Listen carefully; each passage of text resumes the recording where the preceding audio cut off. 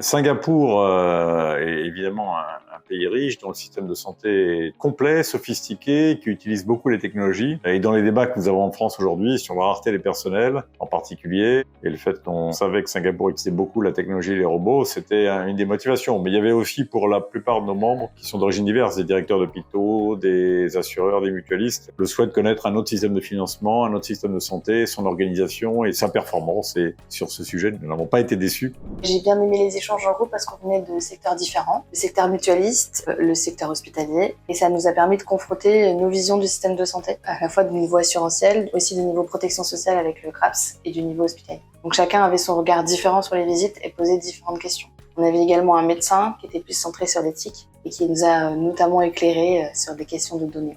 Troisième voyage d'études de l'adresse avec Dialogue Health, c'est une réussite, à la fois par la qualité de son organisation, par la diversité des acteurs et des opérateurs qu'on a pu rencontrer. On a pu faire un point sur l'IA, on a pu faire un point sur les dernières technologies développées par les startups. Et on se rend compte d'une chose, finalement, on n'a pas à rougir en matière d'amélioration de la prise en charge, de notre capacité à résoudre les problèmes de santé des gens. Maintenant, peut nous inspirer à Singapour, c'est vraiment cette capacité à intégrer les technologies, l'intelligence artificielle dans tous les aspects de l'organisation hospitalière et de rendre l'intelligence maître mot finalement de toute l'organisation hospitalière.